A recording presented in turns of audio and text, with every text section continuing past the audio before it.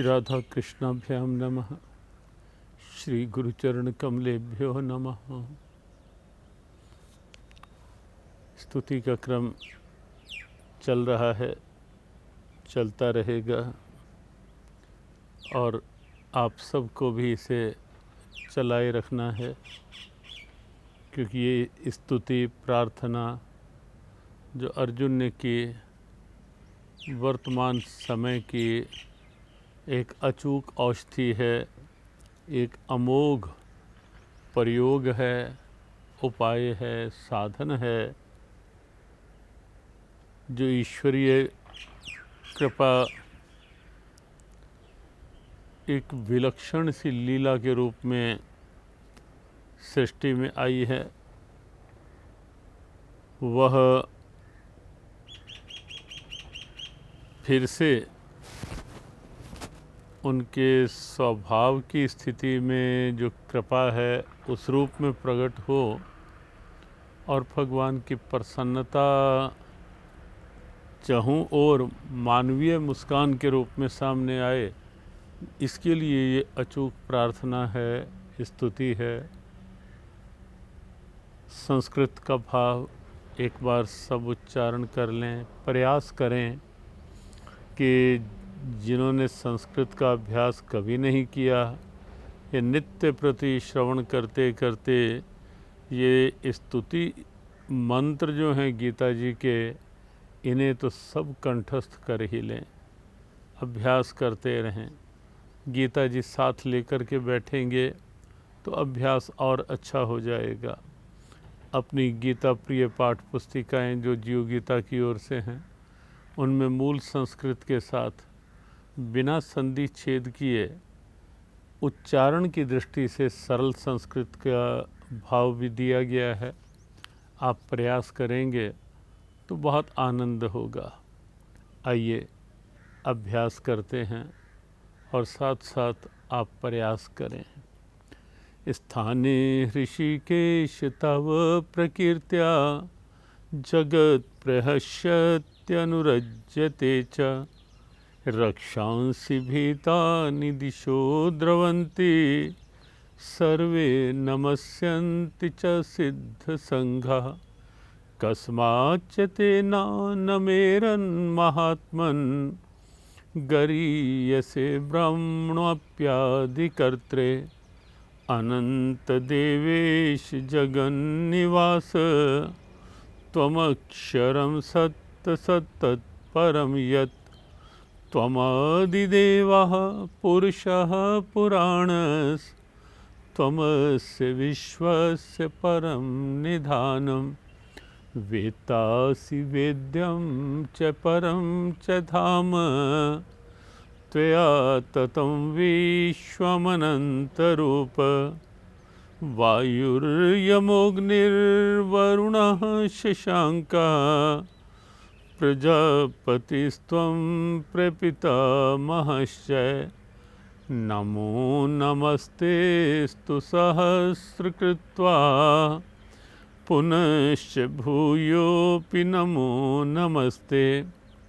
नमः पुरस्तादथ पृष्ठतस्ते नमोऽस्तु ते सर्वत एव सर्व अनन्तवीर्यामितविक्रमस्त्वं सर्वं समाप्नोषि ततोऽसि सर्वः सखेति मत्वा प्रसभं यदुक्तं हे कृष्ण हे यादव हे सखेति अजानता मयि मानं तवेदं मया प्रमादात् प्रणयेन वापि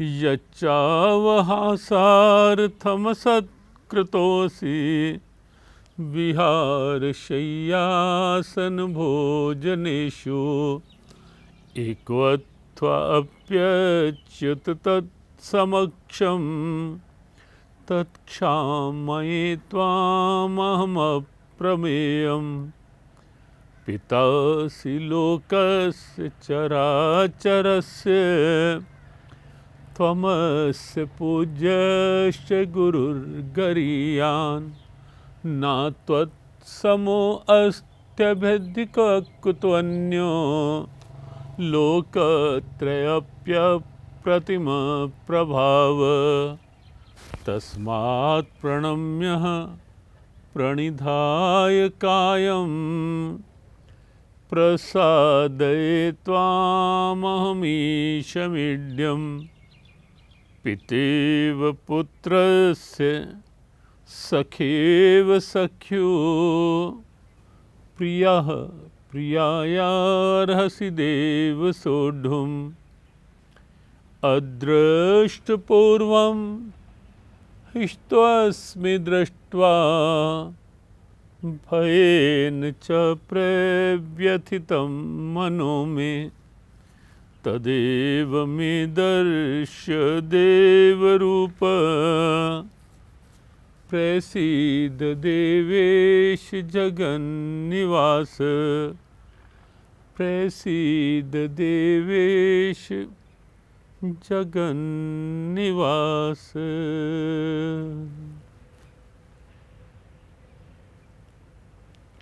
वाह रे अर्जुन, और धन्य तुझ पर श्री कृष्ण कृपा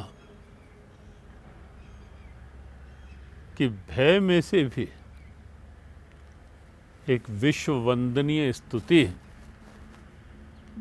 तुम्हारे मुख से निकल पड़ी। और सच में यही जीवन की आवश्यकता है और यही इस समय के वातावरण की विशेष आवश्यकता है कि भय में मन गिरे नहीं, भय में मन लड़खड़ाए नहीं, डगमगाए नहीं। अर्जुन भयभीत भी हुआ, अर्जुन विचलित भी हुआ। भयेन च प्रव्यथितम मनो में, भय और च भयेन च प्रव्यथितम मनो में, हे कृष्ण इस समय मेरा मन भय में भी है और बहुत व्यथित भी है। प्राय होता है ये भय और मन की व्यथा मन को अशांति के गर्त की ओर ले जाने लगते हैं। भय कहीं ना कहीं जब मस्तिष्क की नसों में रम जाता है तो बहुत बड़ी समस्या बन जाता है। ये ध्यान रखें। हमारे गुरुदेव कहा करते थे कि भय ऐसी वृत्ति है जैसे बचपन में देखा जाता था जब पेन और स्याही का समय था, कलम स्याही का समय था, स्याही में कलम डाल डाल के लिखा जाता था, समय था, हमने देखा। और उस समय कभी कभी जब पेन से कलम से लिखते हुए कुछ अधिक स्याही कागज़ में आ जाती थी या वैसे स्याही गिर जाती थी तो एक ब्लॉटिंग पेपर, आम भाषा में उसे स्याही चूस कहा जाता था, तो जिस स्याही को चूस लेता था तो गुरुदेव ने कई बार कहा कि ये भय जो है ये ऐसी ही वृत्ति है जो अंदर मन की आशाओं को, मन की शांति को, खुशी को, स्वाभाविक प्रसन्नता को और अंदर की ऊर्जा को ये चूस लेता है। ये एक ऐसा भय, एक ऐसा ब्लॉटिंग वेव है, ये एक ऐसी स्याही चूस जैसी वृत्ति है जो खुशी को चूसती है। जैसे अब प्राणियों में एक प्राणी भी ऐसा है, अब 84 लाख योनियाँ हैं और उन योनियों में कितने अलग अलग तरह के प्राणी हैं, जलचर, थलचर, नभचर, नाना, कई तरह के प्राणी। और उसमें एक ऐसा जलचर प्राणी भी है जो हमने बचपन में अनुभव किया। उस प्राणी को कहीं मान लो किसी तालाब में चले गए तो वहाँ पानी में एक प्राणी होता है जिसको कहते हैं जोंक, और वो जोंक जो होती है वो अगर शरीर के साथ लग जाए तो अंदर ही अंदर कहा तो ये जाता है कि वो गंदे खून को चूसती है, लेकिन खून को तो चूसती ही है शरीर के साथ लगते ही। ऐसे ही ये जो भय की वृत्ति है ये अंदर की शांति को चूस लेती है, ऊर्जा को, अंदर के मनोबल को चूसती है ये वृत्ति। तो प्रायः होता है। और आजकल के समय में जो एक कोरोना वायरस का भय है, ये भय वातावरण में तो निस्संदेह है ही है, इसमें कोई दो राय लग ही नहीं रही पूरे वातावरण में। और कुछ जब बार बार सब समाचार देखते हैं, अच्छा अमेरिका में इतने लोग मारे गए, ब्रिटेन जैसे देश में एक दिन में 900 लोग मारे गए, फ्रांस में इतने संपन्न देश, स्वास्थ्य सेवाओं में इतने अग्रणी देश, और वहाँ 1400 लोग एक दिन में। तो जब ये मीडिया में सुनते हैं कि वहाँ 2000 लोग एक दिन में, वहाँ 1000 लोग एक दिन में, तो जो कोरोना वायरस का भय वातावरण में व्याप्त है वो कहीं ना कहीं हमारे अंदर का भय बनने लगता है। बस इस समय की आवश्यकता ये है कि ये बाहर का भय हमारे अंदर का भय ना बन पाए। देखो बाहर क्या परिस्थिति है उसे तो अब ईश्वर कृपा करें वो परिस्थिति शांत हो। सर्दी आती है, हमारे वश का तो नहीं होता ना कि हम सर्दी को बंद कर पाएं, लेकिन हमारे वश का इतना है कि हम प्रबंध कर पाएं उसका। ये कोरोना वायरस का भय सृष्टि से कोई एक व्यक्ति मिटा पाए ये तो लग नहीं रहा। अगर ऐसा होता तो विश्व के सर्वाधिक शक्ति संपन्न देश और उन देशों के जो अपने आप को सर्वाधिक शक्ति संपन्न नेता मानते हैं, आज हमने पूर्व में भी संकेत किया कि असहाय से दिखाई दे रहे हैं ना, उनका कोई वश तो नहीं चल रहा। घोषणाएं उनके द्वारा ऐसी ऐसी हो रही हैं कि अगर इतनी संख्या में भी ये संहार रुक पाया तो हम संतोष मानेंगे। ओ God, only you are the savior at this crucial time। ऐसे ऐसे शब्द उनके मुख से सुने जा रहे हैं कि हे परमात्मन, इस समय आप ही रक्षक हो, आप ही सहायक हो। तो किसी व्यक्ति विशेष के वश की स्थिति नहीं है कि वो कहे कि नहीं कोरोना बंद, और प्रकृति ने जता भी दिया है, एक खुला अध्याय खोलकर बता भी दिया है ऐसे लोगों को कि अब तो स्वीकार कर लो ईश्वरीय सत्ता को, मान जाओ अब तो कि आपके ऊपर कोई और सर्वशक्ति संपन्न भी है। तो संकेत चल रहा था कि बाहर की स्थितियां बंद कर पाएं वो हमारे हाथ में नहीं, लेकिन दोनों रूप में हमारे ऊपर प्रभाव न पड़े वो प्रबंध हम बंद नहीं प्रबंध कर सकते हैं। शरीर पर प्रभाव न पड़े, शरीर की इम्यूनिटी बढ़ाएं, प्रमाद छोड़ें, आलस्य छोड़ें, खाली समय में घर में पड़े रहना छोड़ें, दुर्वचन बोलना छोड़ें, क्रोध छोड़ें, ईर्ष्या छोड़ें, द्वेष छोड़ें, अंदर की कड़वाहट छोड़ें। आप सोचेंगे कि इससे कोरोना का क्या लेना देना। देखो, ये सब भी शरीर की इम्यूनिटी गिराते हैं। जिस समय क्रोध आता है, आप स्वयं अपने को देखना शीशे में। हालांकि उस समय शीशा देखने की नौबत ही नहीं आती, और अगर गलती से मान लो कोई आपके आगे, जब आप गुस्से में हों और कोई गलती से आपके आगे शीशा कर दे, या कोई ये कह दे कि आओ ज़रा आपका बीपी चेक करें इस समय क्या है, गुस्से के टाइम, तो सच्ची बात है, या उसकी खैर नहीं या उसके शीशे की खैर नहीं। एक बार हमने देखा, एक अच्छे भले व्यक्ति बहुत गुस्से में, उनके पास कोई ठंडे पानी का गिलास ले आया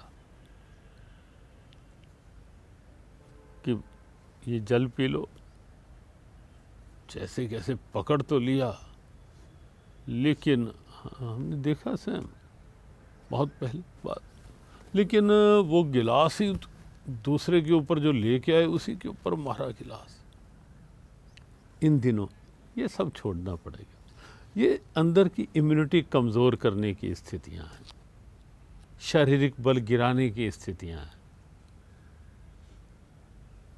और मनोबल भी गिरता है इससे। तो इस समय देखो, हम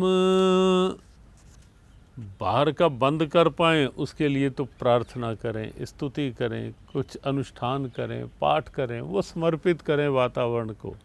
लेकिन साथ ही साथ हम ये कर सकते हैं, प्रबंध कर सकते हैं, शरीर पर प्रभाव ना पड़े। लॉकडाउन के नियमों का पालन करो, निर्देशों का पालन करो। कल हमने कहा था कि अब सोच समझ कर, यह स्वाभाविक दैव लीला, और भारत है ना, भारत में तो दैव लीलाएँ हैं ही हैं। भारत में तो दैवी शक्तियाँ अपना काम करती ही हैं, कहीं ना कहीं गोचर, कहीं अगोचर, कहीं प्रकट, कहीं अप्रगट, व्यक्त अव्यक्त, दैवी शक्तियों का चलता ही है भाव। और शायद दैवी शक्ति कोई होगी कि जो प्रधानमंत्री की वाणी से 21 दिन के बाद 21 दिन नहीं निकले, 15 दिन नहीं निकले, 2 सप्ताह 14 दिन नहीं निकले, 19 दिन निकले, अर्थात 21 जमा 19 40। तो कल हमने संकेत किया था कि 40 दिन के अनुष्ठान अपने यहाँ प्रारंभ से ही प्रसिद्ध हैं कि अमूक अनुष्ठान 40 दिन के लिए हम शुरू कर रहे हैं। तो 40 दिन तक ये सब के अनुष्ठान हो गए, और हमें लगता है कि चलीहा जो है ये अवश्य कोरोना को देश से परास्त करेगा। इसलिए प्रबंध ये कि नियम निर्देशों का पालन करें, जो भी हैं स्वास्थ्य रक्षण के लिए, जो आवश्यक स्थितियां हैं, ये क्रोध छोड़ें, दुर्भावनाएं छोड़ें, खाना पीना भी जो उचित है शरीर के लिए वो ध्यान रख कर खाएं। क्योंकि इन दिनों ऐसा है, देखो, अभक्ष्य भक्षण की ओर तो देखना भी नहीं, सोचना भी नहीं, घरों में लाना या जाके इन दिनों खाने वाला तो कोई प्रश्न रहा नहीं है, लेकिन घरों में लाना या बिल्कुल नहीं। ये ध्यान रखें, ये कोरोना वायरस अंकुरित ही इस दूषित वृत्ति के कारण से हुआ है, ये मांसाहार की। इसलिए इसे तो बिल्कुल संकल्प लें, और हम ये भी चाहेंगे कि अपनी संस्थाएं, अपने लोग अलग अलग नगरों में इस वातावरण को ले करके, अभी तो फ़ोन, वीडियो कॉन्फ्रेंसिंग या अन्य अन्य साधनों से, और बाद में भी ऐसा अभियान चलाएं, लोगों को बताएं, जताएं कि भाई ये वहाँ से निकला है जहाँ बिच्छू, चमगादड़ और ना जाने क्या क्या काकरोच भी उबाल के या वैसे ही मुंह में डाल लिए जाते थे, ये वहाँ से निकला है ये वायरस। और हमें अब सचेत रहना है, जीव हत्या बिल्कुल नहीं, और भगवान कृपा करें कि अब देश में से पूरी तरह से ये गौ हत्या का कलंक भी अब पूरी तरह से मिटे देश में से। इसके बाद देश में ये ना कहीं दिखाई दे, सुनाई दे कि सर्वदेवमयी सर्ववेदमयी गौ का संहार भारत में है, वो कतई ना हो, किसी तरह से ना हो। एक स्वस्थ वातावरण की ओर बढ़ें तो घर में निर्देशों का पालन हो, लेकिन उसके साथ साथ ये भी हो कि बाहर का भय जो है वो हमारे मन के अंदर ना प्रवेश करे। देखो, गीता में एक श्लोक है, योग की को परिभाषित किया गया, तम विद्यात दुख संयोग वियोगम योग संज्ञितम। बड़ी भाव चतुराई से गीता के गोविंद ने योग का भाव और प्रभाव बताया। योग तुम उसे जानो, ये नहीं कहा कि जो दुखों का संयोग ही ना होने थे। अब देखिए शब्द चतुराई गोविंद की, ये नहीं कहा, क्या कहा? संयोग वियोगम योग संज्ञितम। जो दुख के संयोग का वियोग करवा दे वो योग है। अर्थात वातावरण बन रहा है दुख का, बाहर की परिस्थिति दुख पहुंचाना चाह रही है, लेकिन मैं मेरे मन को इतना मजबूत कर चुका हूँ ध्यान के द्वारा, पाठ के द्वारा, प्रार्थना के द्वारा, स्तुति के द्वारा। और ये भी ध्यान रखना, विज्ञान के पास कोई साधन नहीं था, नहीं है कमज़ोर मन को मजबूत करने का। और यही तो कारण है कि भारत में आप डेथ रेट देखें और उन यूरोपियन और अमेरिकन देशों में देखें, कारण कहाँ है, क्या है, क्यों है? इसके पीछे बार बार जो बात कही जा रही है, अपने देश का आध्यात्मिक बल।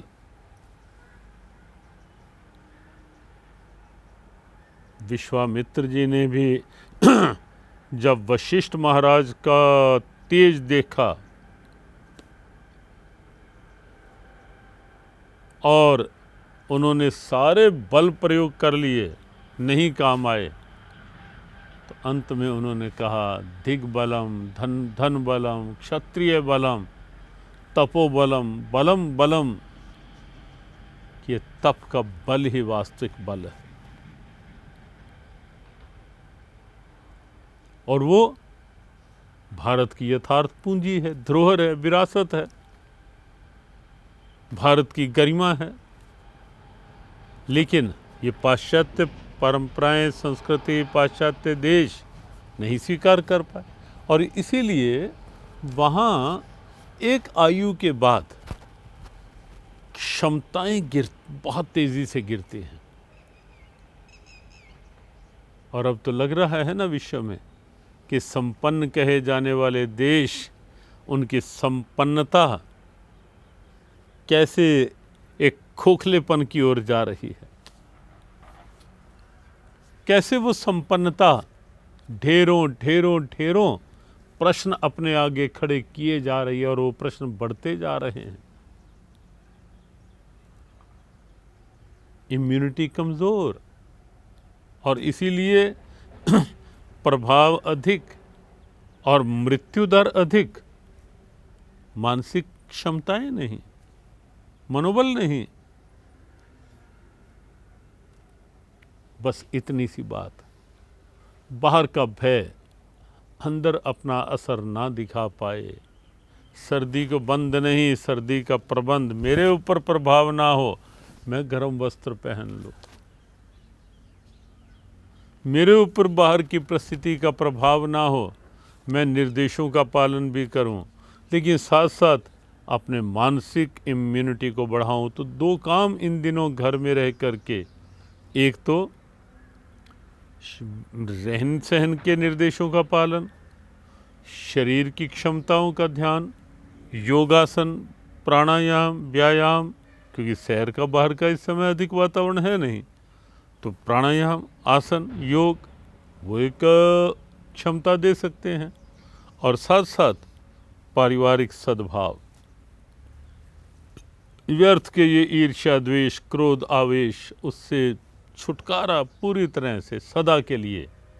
उचित आहार, स्वच्छता, शुद्धता, ऐसे नियमों का पालन, और फिर मन का ध्यान। अर्जुन ने कहा भयेन च प्रव्यथितम मनो में अदृष्टपूर्वम हृष्टोस्मि दृष्टवा भयेन च प्रव्यथितम मनो में। ये पहले कभी नहीं जो देखा कृष्ण, ये अब रूप दिखाई दे रहा है, और इसलिए मेरा मन भय में भी है और मेरा मन व्यथित भी है। बस पहली बात तो हमें इस बात से बचना है कि मन भयभीत ना हो, मन निराशा में ना जाए, मन व्यथित ना हो, इससे सावधान रहें। और अगर होने भी लगे, बस हमने प्रारंभ में आज इसीलिए कहा कि अर्जुन धन्य है। क्यों? क्योंकि भय और शोक की स्थिति में भी अर्जुन के भीतर से ये भगवत प्रार्थना के स्वर निकले, अर्जुन के भीतर से भगवान की स्तुति निकली, अर्जुन के भीतर से बार बार भगवान को विनम्रता पूर्वक प्रणाम, क्षमा याचना, अपनत्व, कृपा, प्रेम, प्रसन्नता की याचना निकली है। ये धन्यता है कि ये ध्यान रखें कि जब जब लगे मन कहीं डोल रहा है, डगमगा रहा है, उस समय बस यही स्थिति,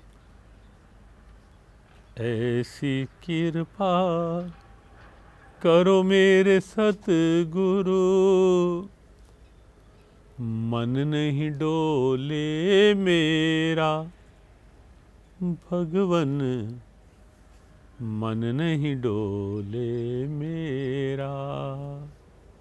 मुझे एक सहारा तेरा भगवन, एक सहारा तेरा।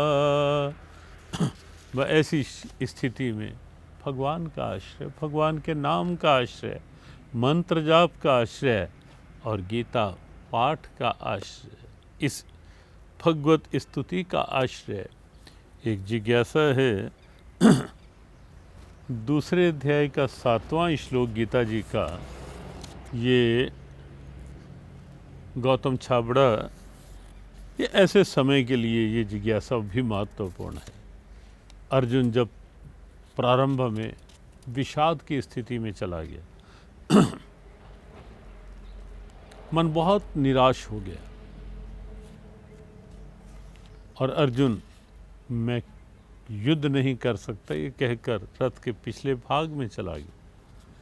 तब भी अर्जुन के अंदर एक विश्वासपूर्ण भाव अर्जुन के भीतर से निकला था प्रार्थना का, और अर्जुन ने प्रभु के चरणों में ये निवेदन कर दिया था जो आधार बना गीता उपदेश का भी।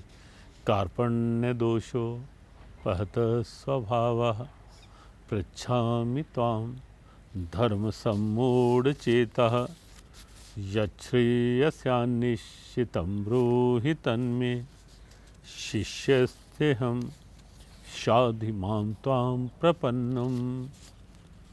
इसमें अर्जुन ने पहले तो अपनी कमी स्वीकारी और अपने को उड़ेला प्रभु के आगे। ये बात हम पहले स्पष्ट कर चुके हैं कि पहले अपनी कमियों को स्वीकारना सीखें, फिर उन्हें भगवान के अर्पण करना सीखें, और फिर प्रभु पर ये विश्वास रखें कि प्रभु मैं आपके प्रति समर्पित हूँ, मेरे कल्याण के लिए जो उचित हो मुझे वह शिक्षा दीजिए। ये है ये प्रार्थना। लेकिन उसके साथ साथ बस अपने हृदय को खोल दें, उड़ेल दें कि जो उचित है वो आप बताओ प्रभु। 12वें अध्याय के 4थे श्लोक की व्याख्या।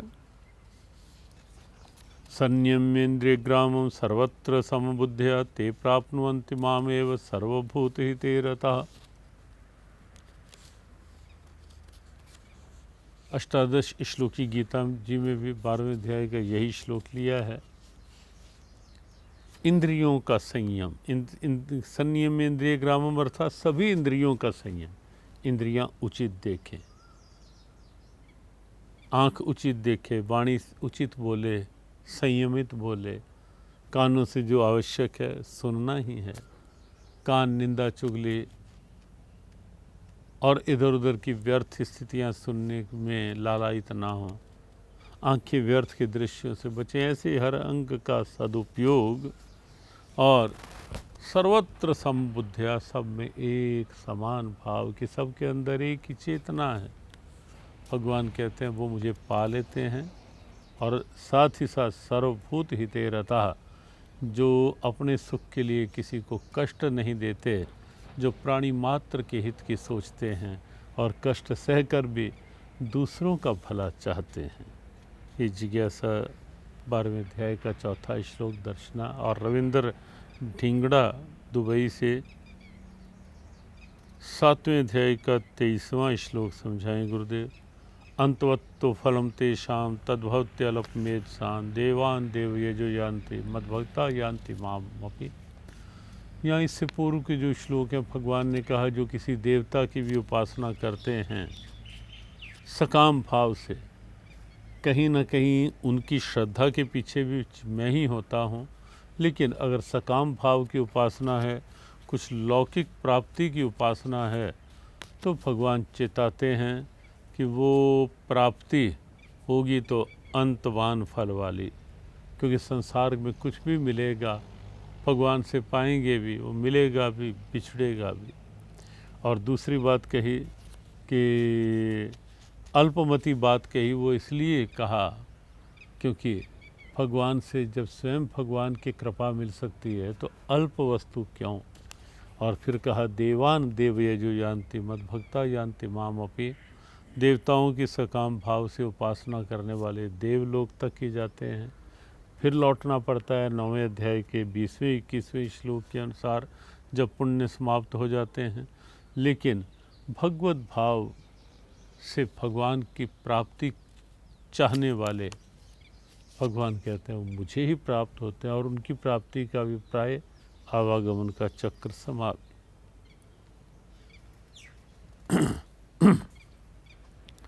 ध्यान में योग प्राणायाम का कितना महत्व है, ध्यान का विषय लेंगे। योग प्राणायाम निश्चित आवश्यक है, लेकिन ध्यान में बैठने से पूर्व योग आसन तो नहीं। आसन की स्थिरता आवश्यक होती है, लेकिन प्राणायाम ध्यान में बैठते हुए अत्यंत उपयोगी, अत्यंत महत्वपूर्ण हो सकता है। सहज कपालभाति, अनुलोम विलोम और या भ्रामरी, ये प्राणायाम किए जा सकते हैं ध्यान में बैठने से पूर्व। इसी क्रम में हल्का कपालभाति कर लें और ये भाव बनाएं कि मेरे अंदर की सारी नेगेटिविटी कपालभाति के श्वासों के माध्यम से बाहर जा रही है। अनुलोम विलोम करें तो बाहर प्रकृति का खुलापन, सकारात्मकता मेरे भीतर प्रवेश कर रही है, और दूसरी नासिका से जो कार्बन डाई वैसे ऑक्सीजन प्रवेश करती है, कार्बन डाइऑक्साइड बाहर। साथ ये भाव बनाएं कि सकारात्मकता प्रवेश कर रही है नकारात्मक सोच बाहर निकल रही है। और फिर भ्रामरी के माध्यम से झंकृत हो पूरा मस्तिष्क, और फिर अपने अपने मंत्र भाव के साथ ध्यान में एकाग्रता।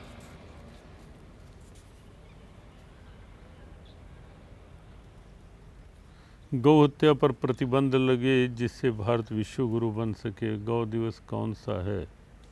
तो वो आज हमने बात कही ही है कि अवसर है कि गौ हत्या पर प्रतिबंध अब देश में लगना ही चाहिए।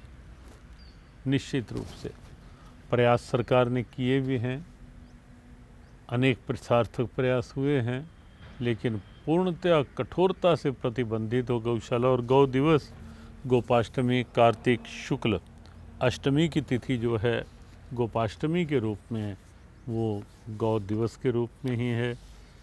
एक ज्योति ढिंगड़ा राधा रानी जी की महिमा का वर्णन करें, इसको हम कल के सत्र में ले लेंगे।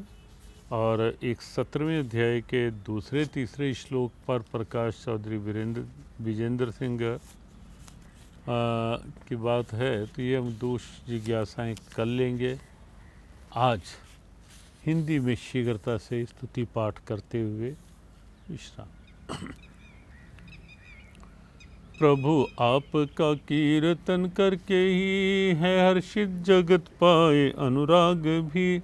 असुर भागते डर के दिशाओं में, उचित है करें नमन सिद्ध सब तुम्हें।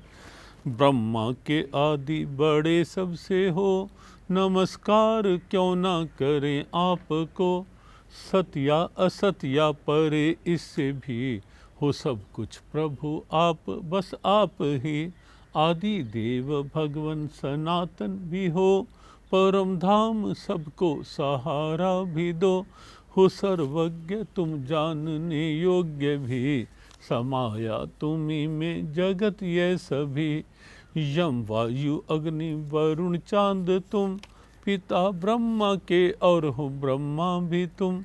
नमस्कार तुमको हजारों ही बार, नमस्कार भगवन है फिर नमस्कार।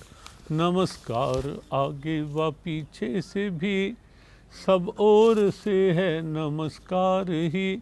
तुम्ही में है सृष्टि यह सारी प्रभु, सब कुछ सृष्टि के तुम ही तो हो। माना प्रभु तुमको अपना सखा, न प्रभाव जाना कभी आपका।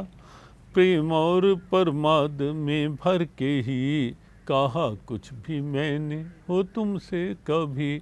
सोते जागते खाते हंसते हुए, अकेले किसी के भी आ सामने। अपमान मुझसे है कुछ भी हुआ, भगवन क्षमा उसकी हूँ चाहता। चराचर जगत के पिता हो तुम्ही, गुरु गुरुओं के भी हो पूज्य तुम्ही। न सम आपके कोई त्रैलोकी में, बढ़कर कोई कैसे हो आपसे। चरणों में गिर करता प्रणाम हूँ, कृपा करो मुझ पे विनती करूँ। पिता पुत्र सखा मित्र पति पत्नी को, करे माफ वैसे ही मुझको करो। हर्षित हूँ मन भय से है कांपता, कभी देखा ना रूप यह आपका। मुझे रूप पहला ही दिखलाइए, हे देवेश प्रसन्न हो जाइए। हे देवेश प्रसन्न हो जाइए, हे देवेश प्रसन्न हो जाइए। सर्वे भवन्तु सुखिनः, सर्वे सन्तु निरामया, सर्वे भद्राणि पश्यन्तु, माँ कश्चित् दुःख भाग् भवेत्। ओम शांति शांति शांति।